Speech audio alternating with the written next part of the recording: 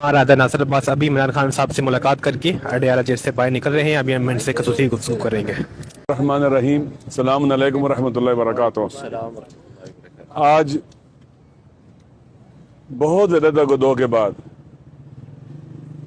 मेरी मुलाकात इमरान खान साहब के साथ हुई। हम सेशन कोर्ट में गए, वहाँ से परमिशन मिली, फिर नहीं मुलाकात करने दी गई। हम कंटेम्प्ट ऑफ कोर्ट में गए, फिर उसके बाद हाई कोर्ट में गए और हाई कोर्ट के आर्डर पर फिर हमारी मुलाकात की परमिशन हुई। मैं आज खान साहब से मिला मुद्दतों बाद, क्योंकि पहले अक्सर और बेशतर जब जाते थे मुलाकात हो जाती थी, लेकिन खान साहब पहले से ज़्यादा भी इस वक्त वो ताकतवर है, पहले से ज़्यादा है।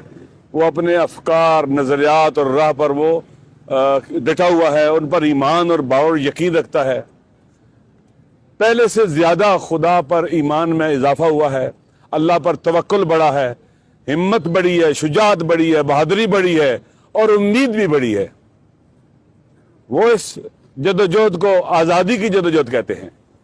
अपने वतन को इस तरह से बना दे कि हर कोई आज़ादी इजहार और जितने भी इसके बुनियादी इंसानी हकूक़ हैं, अकायद की आज़ादी है, इजहार और बयान की आज़ादी है, फ्री मूवमेंट की आज़ादी, जितनी भी आज़ादियाँ हैं लोगों को मिलें।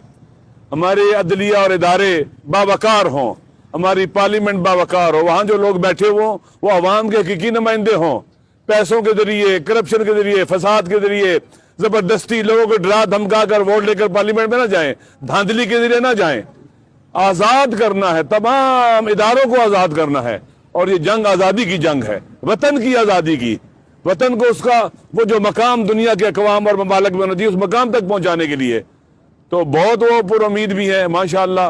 उन्हें जो कुछ भी अच्छे कंडे इख्तियार किए जा रहे हैं उनके खिलाफ, और कोशिश की जा रही है कि उनको डरा दें, धमका दें, परेशान करें। वो उन्हें परेशान होने वाले नहीं हैं, बल्कि परेशान करने वाले खुद परेशान हो रहे हैं।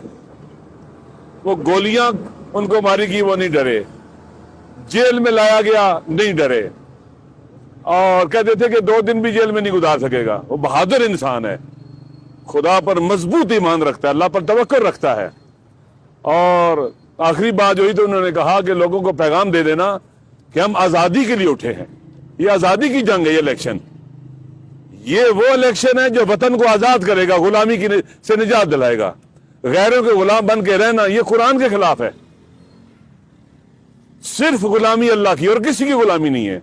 बंदा सिर्फ अल्लाह का और किसी का बंदा नहीं है। लिहाजा वो कुरान का उन्होंने जो मुताला कर रहे हैं, कुरान को जो पढ़ रहे हैं, वो खुद कहते हैं कि मेरी नॉलेज में बहुत इजाफा हो रहा है। तो इंसान जब जेल में जाता है तो वो सीखता है। कहते हैं मुझे अल्लाह ने तौफीक दी है सोचने की, फिक्र करने की, मुताला करने की, पढ़ने की। जिंदगी इतनी हंगामा खेज थी कि पढ़ने का मौका नहीं मिलता था, मुताला करने का मौका नहीं मिलता था जितना चाहिए था। अल्हम्दुलिल्लाह इबादत का भी बेहतरीन मौका मिलता है, कुरान की तलावत का मौका मिलता है। कहते हैं 3 बार कुरान खत्म किया है। इस तरह से फिर अब बाकायदा कुरान को तफसीर के साथ और मफाहिम के साथ पढ़ रहा हूँ। ये एक इंसान है जो जेल में आने के बाद खौफजदा नहीं हुआ, उसके प्लेटलेट्स जो है ना वो नीचे नहीं गए हैं, और वो बीमार भी नहीं हुआ अल्हम्दुलिल्लाह। जेल में आने के बाद वो सेहतमंद है, अल्हम्दुलिल्लाह सेहतमंद है बज़ाहिर, तो डटे हुए हैं। और मुझे भी खुशी हुई है कि हम जिसके साथ खड़े हैं और हम इकट्ठे खड़े हैं जिस जगह के ऊपर, वो शख्स दलेर है, बहादुर है, शुजा है, अपने वतन के साथ बावफा है, अपनी कौम और मिल्लत के साथ भी बावफा है। तो अल्हम्दुलिल्लाह ऐसा शख्स किबरीत अहमर होता है। वो पाकिस्तान के अवाम को एक कौम बनाने का सफर जो है जारी किए हुए है। कि आपको पता है कि हमें टुकड़ों में बांटा गया है, हमें शिया सुन्नी की तफरीक में डाला गया। इलाकाइयत, लसानियत, महाजर, सिंधी, बलोच, पश्तून, पंजाबी, सराइकी टुकड़ों में बांट के नफरतें पैदा की गई ताकि हम एक कौम न बन सके, और हमें टुकड़ों में बांट कर हम पर फिर मुसल्लत हुआ जाए। अवाम की जो सोशल पावर होती है सोसाइटी की, उसको कुचला गया है। अब कौम खड़ी है, गुज़श्ता आपको पता है कि पिछले साल अप्रैल से डटी हुई है। जितना जुल्म होता है, जितनी ज्यादती होती है, जितने अच्छे हथकंडे इख्तियार किए जाते हैं, इतने ही पावर का मिस यूज करने वाले नंगे हो रहे हैं, और उतने ही खान साहब की पॉपुलरिटी में इजाफा हो रहा है लोगों के अंदर। वो पार्टी से भी बालातर है, लोग उससे मोहब्बत करते हैं। अल्लाह ने भी कहा है कि जो लोग अल्लाह पर ईमान लाए और अमाल साले अंजाम दिए, अल्लाह लोगों के दिलों में उनकी मवद्दत को पैदा कर देता है, जो कि हमें किसी की गुलामी कबूल नहीं है। آزادی کی بات کرے, حریت کی بات کرے, شجاعت اور بہادری کی بات کرے, تو ایسا شخص واقعاً پاکستان کی سرزمین پر, آپ جانتے ہیں کہ لیڈروں کو آپ جانتے ہیں پاکستان کے جو لیڈر ہیں سارے کے سارے, ان کے حلیوں سے آپ واقف ہیں. تو شکر خدا ہے کہ اپنی قوم اور ملت اس شخص کے پیچھے کھڑی ہو گئی ہے جو اس قابل ہے کہ اس پر اعتماد کیا جا سکے. الحمدللہ. دیکھیں, پاکستان کے اندر قانون کی حکمرانی ہے.